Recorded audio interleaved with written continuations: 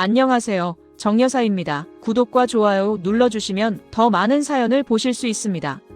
며느리 이름은 여기 없습니다. 변호사의 차가운 목소리가 방 안 공기를 갈랐습니다.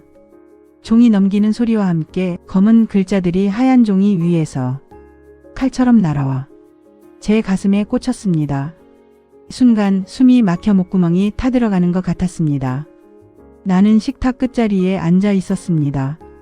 대신 검은 가디건을 걸쳤지만 여전히 장례식장의 냄새가 옷에 배어 있었습니다. 국화와 향 냄새, 울음에 젖은 어제의 공기, 그리고 아직도 귀에 맴도는 곡소리. 하지만 지금 들려오는 것은 종이 넘기는 바스락거림과 계산기의 딱딱한 소리뿐이었습니다. 그럴 리가 없잖아요. 엄마 이름이 왜 없어요? 딸 정희가 조심스럽게 물었습니다. 그녀의 목소리는 힘이 없었지만 제 대신 싸워주려는 마음이 묻어 있었습니다. 변호사는 안경을 고쳤으며 담담하게 말했습니다. 법률상 상속인은 직계비속과 배우자입니다만 사전 증여와 합의에 의해 이미 분배가 끝난 상태로 보입니다. 합의? 나는 눈을 크게 떴습니다. 나는 합의한 적이 없었습니다. 합의라는 두 글자가 내 귀에서 천천히 녹아내리며 오래된 기름때처럼 심장에 달라붙었습니다. 엄마 그냥 조용히 계세요. 이게 제일 깔끔해요. 아들 정호가 서류를 정리하며 말했습니다. 깔끔. 내 입에서 저도 모르게 말이 튀어나왔습니다. 너한텐 깔끔하겠지. 내 몫을 빼앗아도 서류상 흔적조차 없어도. 아들의 눈빛이 잠시 흔들렸지만 곧 딱딱하게 굳었습니다. 엄마 아버지가 정리한 겁니다. 괜히 어머니가 나서시며. 괜히? 나는 속으로 삼켰습니다. 내 인생 전부를 괜히로 만들겠다는 거냐. 시어머니 박말수는 상석에 앉아 묘한 미소를 지었습니다. 애미야, 내가 한 고생 모르는 사람 없어. 하지만 집안일은 집안에서 정리하는 거지 문서에 이름 남겨서 뭘 하니? 그 말은 달콤한 듯 들렸지만 사실은 나를 또 한 번 지우는 칼날이었습니다. 순간 부엌에서 국물이 끓는 소리가 났습니다. 나는 자리에서 일어나 부엌으로 향했습니다. 수증기와 함께 된장의 깊은 향이 얼굴에 닿았습니다. 나는 무심코 낡은 앞치마를 메었습니다. 늘 그래왔듯 허리에 끈을 감고 매듭을 단단히 조였습니다. 끈을 조이는 순간 기억이 되살아났습니다. 남편이 병원에서 마지막으로 눈을 감던 날 그가 말했습니다. 여보, 내가 없어도 당신이 잘 챙겨서 해. 잘할 수 있어. 나 잘 못하는데. 그 못한다는 한마디가 내 이름을 서류에서 지워버린 칼날이었음을 이제야 알았습니다. 나는 국자를 들어 국을 저었습니다. 수증기 속에서 손끝이 미세하게 떨렸습니다. 평생 이 부엌에서 이 앞치마에 매여 살았지. 이름 없는 사람으로. 딸이 따라 들어와 말했습니다. 엄마, 이 앞치마 이제 버려. 너무 낡았잖아. 아직 못 버린다. 나는 매듭을 쥔 채 대답했습니다. 왜? 내 이름이니까. 딸은 말없이 날 바라봤습니다. 나는 국을 떠서 식탁에 올리고 다시 자리에 앉았습니다. 변호사에게 말했습니다. 서류 제가 직접 확인하겠습니다. 어머니 괜히 힘들게 하지 마세요. 아들이 다시 말렸습니다. 나는 눈을 똑바로 뜨고 아들을 바라봤습니다. 힘들어도 해. 식탁 위가 조용했습니다. 시어머니가 탁자에 손을 얹은 채 날 노려봤습니다. 아들은 고개를 숙이고 딸은 눈치만 보고 있었습니다. 변호사는 괜히 서류만 뒤적거렸습니다. 나는 숨을 크게 들이마셨습니다. 어머니, 저도 이 집 살림에 제 평생을 걸었습니다. 네가 돈 한 푼 못 벌어왔는데 이제 와서 내 이름은 필요 없다. 시어머니의 말은 단호했습니다. 가슴이 콱 막혔습니다. 나는 국을 한 숟가락 떠올렸습니다. 된장의 짠맛이 목으로 내려갔습니다. 평생을 삼켰지. 울음도 억울함도 다 삼켰지. 아들이 낮게 말했습니다. 엄마 그만하세요. 일 크게 만들지 말고. 나는 천천히 고개를 돌려 아들을 바라봤습니다. 크게 만든 게 누군데? 내 이름 지운 게 누군데? 아들은 아무 말도 못했습니다. 딸이 조용히 제 손을 잡았습니다. 엄마 그냥 잊어요. 힘들잖아요. 나는 손을 뿌리치지 않고 꼭 잡았습니다. 힘들어도 해야 한다. 이젠. 나는 자리에서 일어났습니다.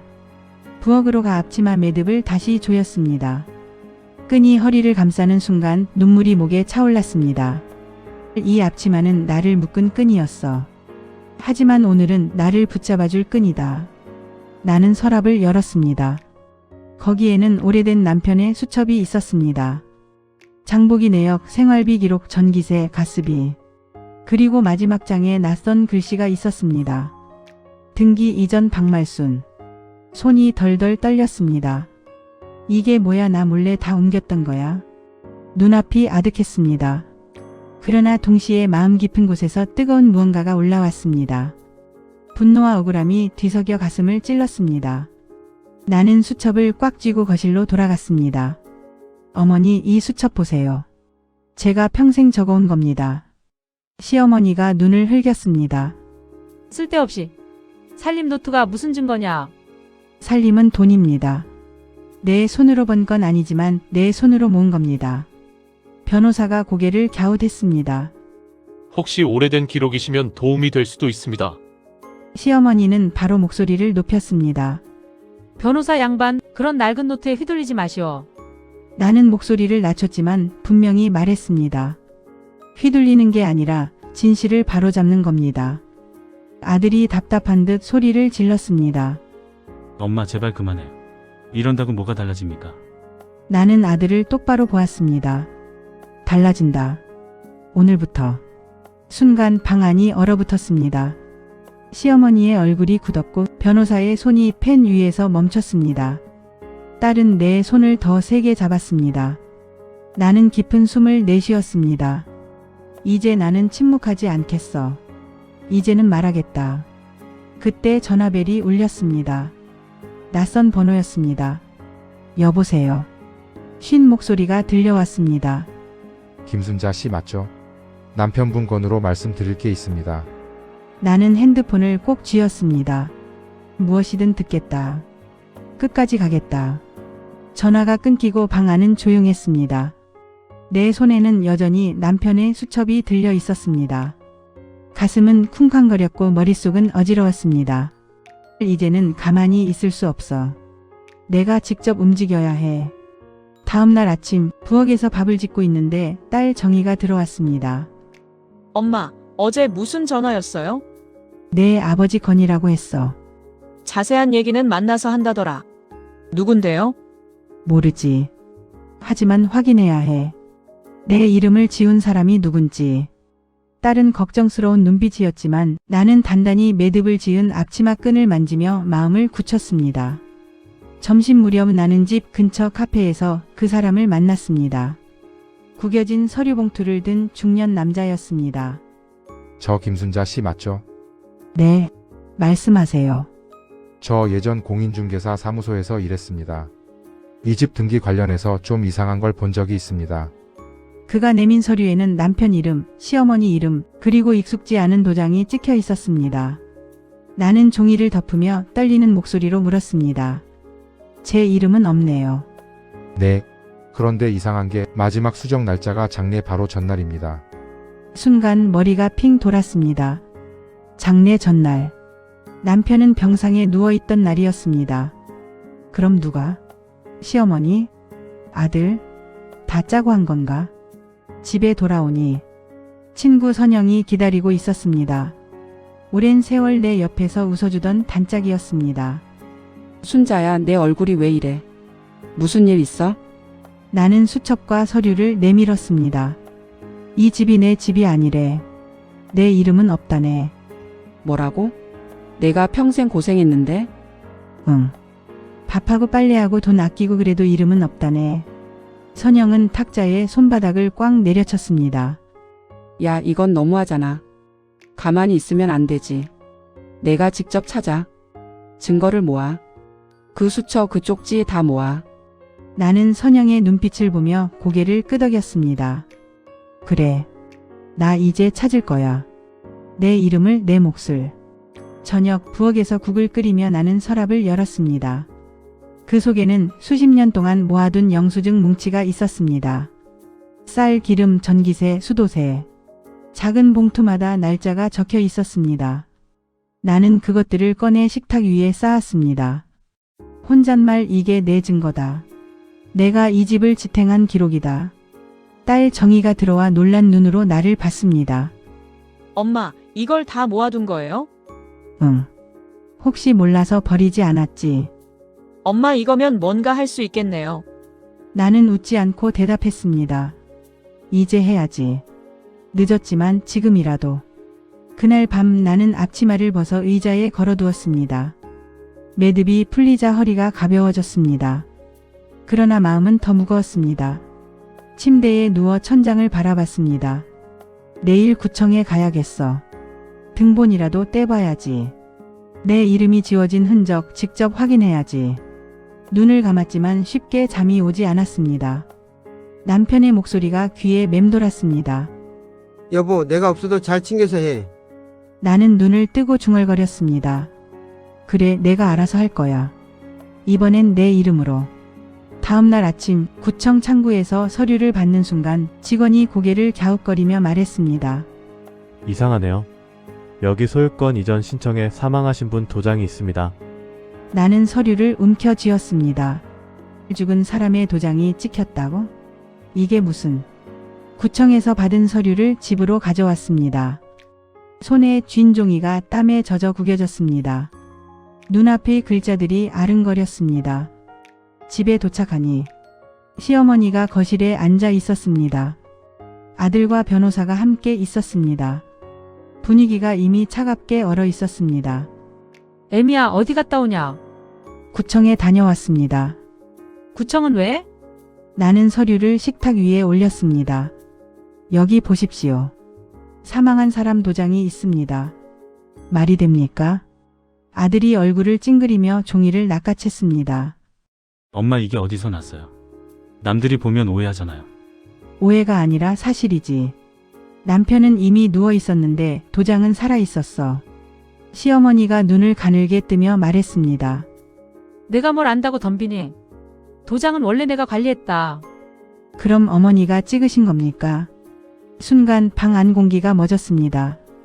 변호사가 서류를 후두며 조심스럽게 말했습니다.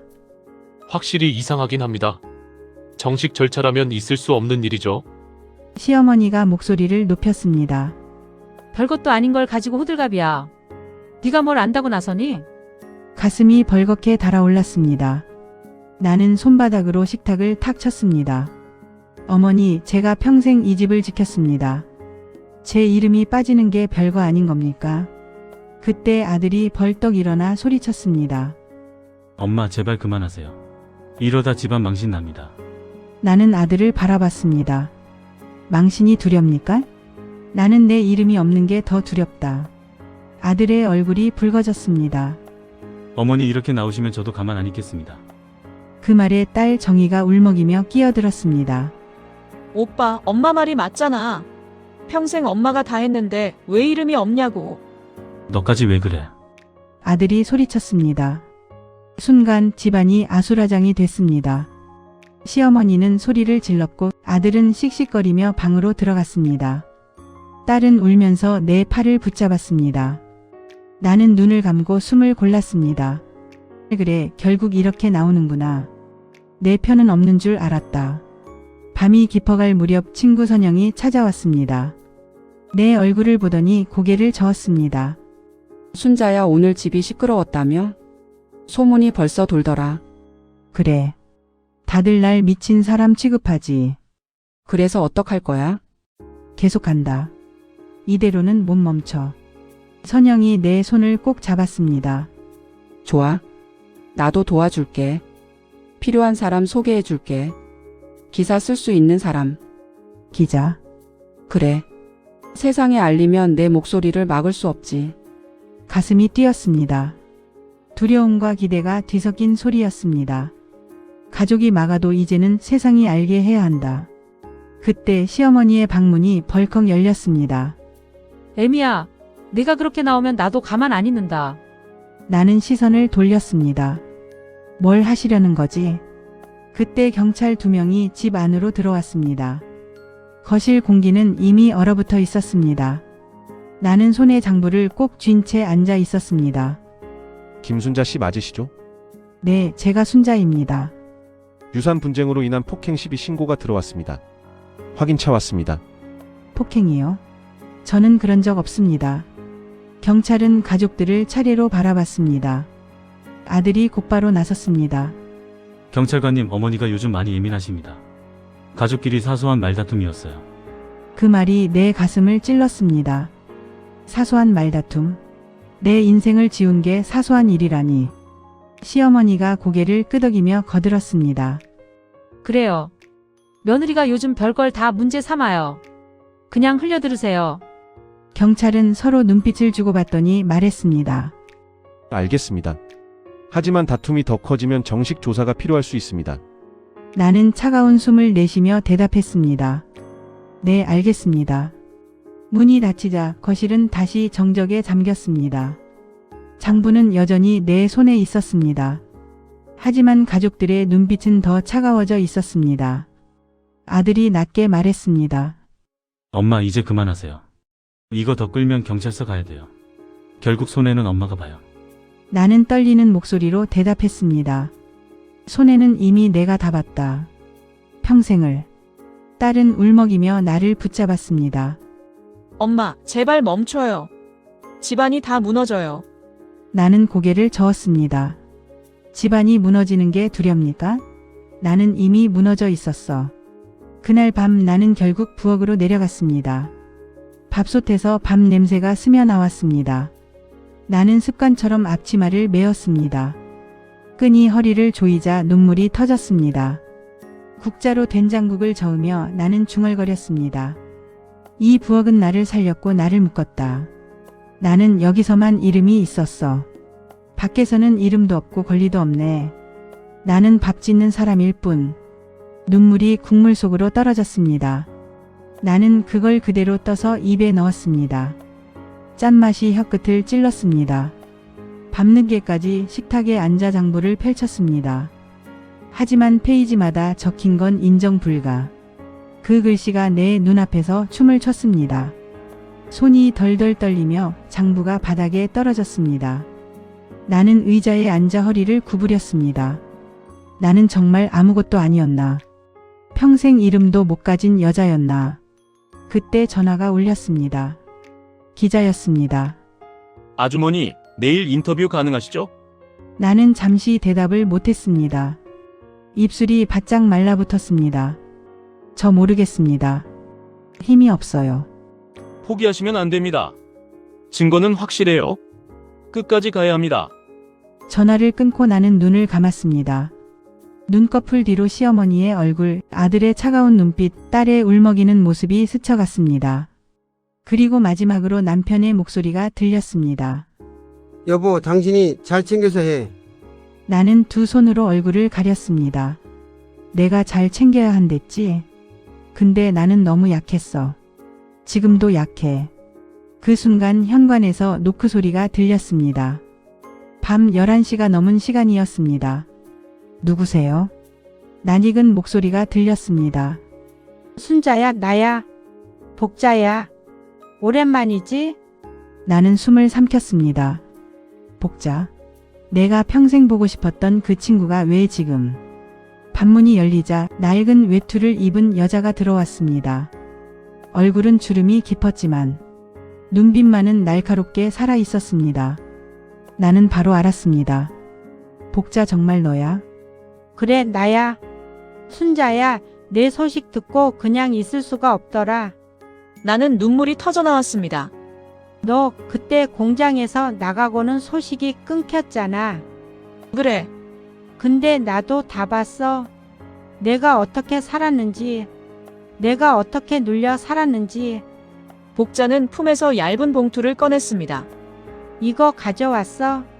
내 남편이 예전에 맡겼던 서류 복사본이야. 내 몫을 지웠다는 증거야. 나는 손을 떨며 봉투를 받았습니다. 안에는 등기부 등본과 남편이 남긴 메모가 있었습니다. 거기엔 분명히 적혀 있었습니다. 집 자금 순자 저축금 포함. 가슴이 뜨겁게 달아올랐습니다. 혼잣말 그래 내 이름은 분명 있었다. 누군가 지운 거지. 다음 날 가족들이 모두 모였습니다. 시어머니, 아들, 딸, 변호사까지. 나는 식탁 가운데에 봉투와 장부를 올렸습니다. 이제는 다 봐야 합니다. 뭐 하자는 거야? 시어머니가 목소리를 높였습니다. 평생 제 이름을 지웠습니다. 하지만 이제는 못 지웁니다. 나는 복자가 건네준 서류를 펼쳤습니다. 여기 보십시오. 집 살 때 제 저축금이 들어갔습니다. 이건 남편이 직접 쓴 메모입니다.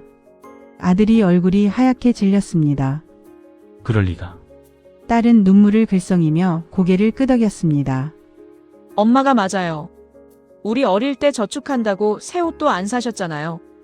변호사가 메모와 등본을 살펴보더니 고개를 끄덕였습니다. 이건 중요한 증거입니다. 김순자 씨 권리가 명백히 인정될 수 있습니다. 시어머니가 자리에서 벌떡 일어나 소리쳤습니다. 그건 오래된 쪽지일 뿐이다. 며느리 이름은 필요 없어. 내가 다 지켜온 집이다. 나는 그 말을 가만히 듣다가 앞치마 매듭을 풀어 탁자 위에 내려놓았습니다. 어머니, 이 앞치마가 제 이름입니다. 평생 묶여 살았지만 이제는 풀겠습니다. 순간 방 안이 조용해졌습니다. 나는 장부를 열어 마지막 페이지를 펼쳤습니다. 며느리 기업은 인정 불가.